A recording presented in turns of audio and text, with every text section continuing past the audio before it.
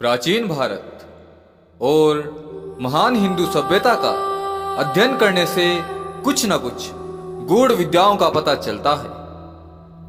भारतीय संस्कृति की सबसे बड़ी कमी यही रही है कि हम किसी भी तंत्र ज्ञान को साइंस कहकर संबोधित नहीं करते हैं और ना ही ठीक ढंग से उसका इतिहास लिखते हैं, जिसके कारण हमारी प्राचीन विद्याएं आधुनिक युग में हंसी का पात्र बनकर रह जाती हैं। इन विद्याओं को जीवित रखना ही कहीं ना कहीं हमारा उद्देश्य रहा है। तो आज हम विवरण लाए हैं कर्ण पिशाचिनी के विषय में।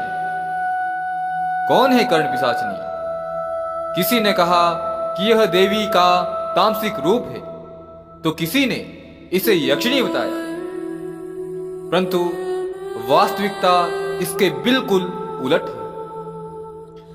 कर्ण पिशाचिनी के दरबार में कोई अभियोग नहीं चलाया जाता है, ना ही माफ किया जाता है। सीधा जान से मारकर उसकी आत्मा को पिशाच बनाकर बरगद के पेड़ पर उल्टा लटका दिया जाता है और उस आत्मा की मुक्ति के सहस्त्रों वर्षों तक मुक्ति के दरवाजे बंद हो जाते हैं, जिस कारण उसकी आने वाली पीढ़ियों को भी नरक की यात्रा भुगतनी पड़ती है। इस साधना में एक बार असफल हुआ साधक सहस्त्रों वर्षों तक अपनी मुक्ति के लिए तड़पता रहता है।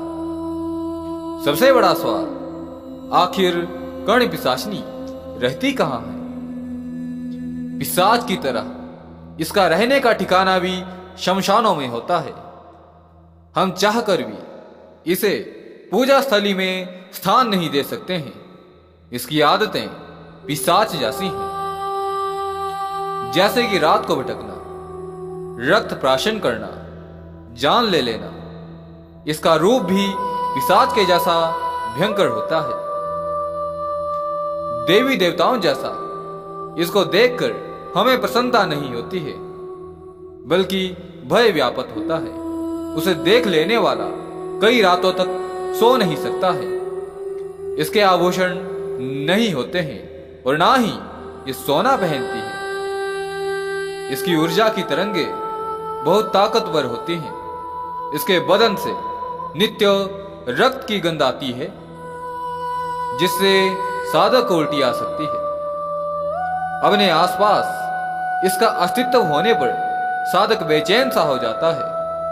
जब यह साधक के कानों में अवतरित हो जाती है, तब यह साधक की बहुत सी ऊर्जा खींच लेती है, जिसके कारण साधक निरंतर थका हुआ सा महसूस करता है या फिर बार बार बेहोश हो जाता है। इसे बार बार बुलाया भी नहीं जा सकता है। यह कुछ मूड से स्वभाव की है। क्रोधित हो जाने पर साधक को विक्षिप्त कर देती है। कर्ण पिशाचिनी को प्राप्त करना तो आसान है, उसे सदैव प्रसन्न रखना बहुत ही मुश्किल कार्य है। हर पूर्णिमा और अमावस्या के दिन यह साधक के साथ आकर रति क्रिया करती है। इसीलिए इन दोनों रात्रियों में पुरुष किसी अन्य स्त्री का स्पर्श भी नहीं कर सकता है। स्त्री साधिकाओं के लिए यह पुरुष का रूप धारण कर लेती है। रति क्रिया इसे बेहद पसंद है, जैसे कि मनुष्य को भोजन बहुत पसंद है। इसका भोजन सिर्फ रक्त एवं कच्चा मांस है। जब यह खिलखिलाकर हंसती है तो साधक भय खाता है। सबसे बड़ा झूठ तो साधकों में यही फैलाया गया है कि कर्ण पिशाचिनी त्रिकाल ज्ञान प्रदान करने वाली है, परंतु यह बिल्कुल असत्य तथ्य है। यह अपने साधक को भूत एवं वर्तमान का ही ज्ञान उपलब्ध करवाती है। भविष्य का ज्ञान प्रदान करवाने में कर्ण पिशाचिनी समर्थ नहीं।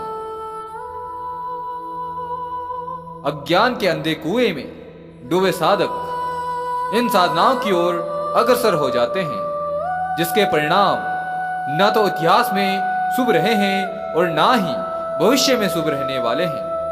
इसीलिए अपना आत्मिक उत्थान चाहने वाले हे साधकों, इस प्रकार की निकृष्ट योनि की साधनाएं छोड़कर उस परम तत्व मां आदि शक्ति की आराधना में अपना जीवन समर्पित करो। जीवन का सार समझ जाओगे तुम।